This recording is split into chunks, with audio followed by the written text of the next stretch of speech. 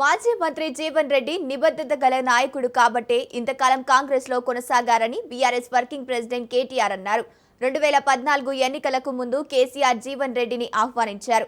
కానీ నిబద్ధత గల నాయకుడిగా ఆయన కాంగ్రెస్ తోనే కొనసాగారన్నారు. పార్టీ బలోపేతానికి జీవన్ రెడ్డి చేరిక బాగుంటుందని జగిత్యాల నాయకత్వం కూడా మద్దతు తెలిపిందన్నారు కేటీఆర్.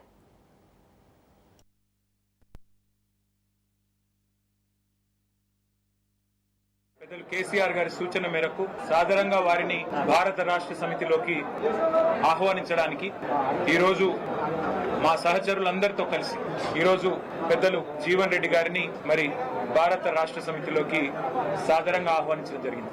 నిజానికి జీవన్ రెడ్డి గారు వారి రాజకీయ అనుభవం గాని వారికి ప్రజా జీవితంతో వారికి ముడిపడి ఉన్న పెనవేసుకుని ఉన్న బంధం ఏదైతే ఉన్నదో సుదీర్ఘ కాలంగా కాంగ్రెస్ పార్టీతోనే వారు దాదాపు 4 దశాబ్దాలకు పైగా కాంగ్రెస్ పార్టీకి విశేషమైన సేవలు అందించిన విషయం మీ అందరికి తెలిసింది.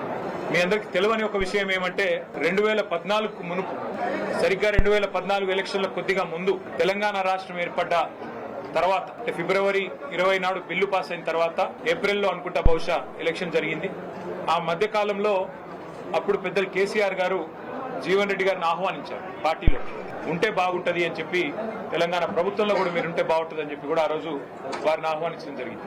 కానీ ఒక నిబద్ధత కలిగిన నాయకుడిగా ఆ రోజు వారు కాంగ్రెస్ పార్టీ నాయకత్వంతో వారికి ఉన్న అనుబంధాన్ని మరి కాంగ్రెస్ పార్టీ బలోపేతానికి ముందుకు నడవాలన్న ఉద్దేశంతో వారు ఆనాడు కాంగ్రెస్ లోనే కొనసాగారు. ఆ రోజు జగిత్యాల శాసనసభ్యుడిగా కూడా 2014లో గెలిచినారు. జీవన్ రెడ్డి గారితో కేసీఆర్ గారికి ఉన్న పర్సనల్ రిలేషన్ అంటే వారి ఇద్దరికి మధ్యన ఉన్న గౌరవభావం గాని ఇద్దరికి మధ్యన ఉన్న స్నేహం ఎట్లాంటిది అంటే వారి బంధం ఈ రోజు కాదు.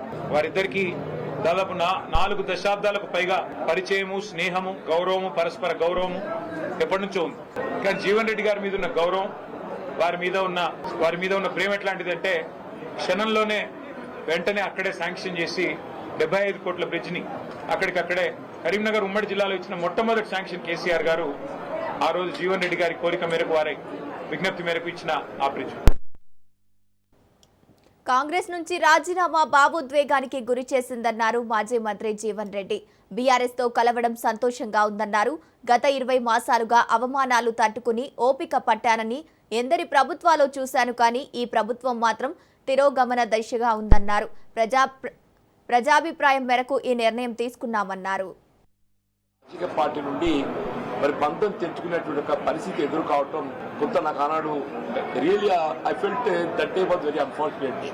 కానీ ఇవాళ ఒక విధంగా ఏమనిపిస్తుంది, కాంగ్రెస్ పార్టీతో అనుబంధం తెచ్చుకున్నా కానీ ఇలా భారతీయ రాష్ట్ర సమితి లాంటి తెలంగాణ రాష్ట్ర ఏర్పాటు సాధన కొరకు ఉద్యమించినటువంటి ఒక నాయకుడు కేసీఆర్ గారి యొక్క నాయకత్వంలో పనిచేసేటువంటి అవకాశం నాకు లభిస్తున్నందుకు real I'm feeling today is the most happiest day in my life. అంటే ఉమ్మడి కరీంనగర్ జిల్లానే కాదు తెలంగాణ రాష్ట్రం యావత్తులో కూడా జీవన్ రెడ్డి లాంటి ఒక నాయకుడు కాంగ్రెస్ పార్టీ నుండి దూరం అవుతారని చెప్పి ఎవరు కూడా ఊహించలే చెప్పండి.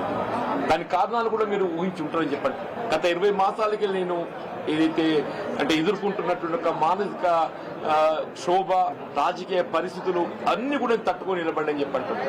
అయినప్పటికీ కూడా ఏదైతున్నదో ఇవాళ నేను తట్టుకొని నిలబడ్డా. కానీ రాష్ట్ర భవిష్యత్తు కూడా ప్రధానం అని చెప్పంటుంది. కేసీఆర్ గారి నాయకత్వంలో పనిచేయడానికి మీరు నాకు అవకాశం కల్పిస్తున్నందుకు, వారి సూచనకు అనుగుణంగా మీరు ముందుకు వచ్చినందుకు మీకు హృదయపూర్వక ధన్యవాదాలు చెప్తున్నా. మా పాత సాన్నిహిత్యం మాత్రం నెమరు వేసుకోవడానికి వరకు వారికి కలవాలని కోరుతున్నా. అంతే తప్ప ఏదైతే పార్టీలో చేరడం అనేది నేను ఆల్రెడీ ఎక్స్ప్రెస్ డే పార్టీలో బీఆర్ఎస్ చేరుతున్నా అని చెప్పని నేను ఆల్రెడీ ఎక్స్ప్రెస్ నేను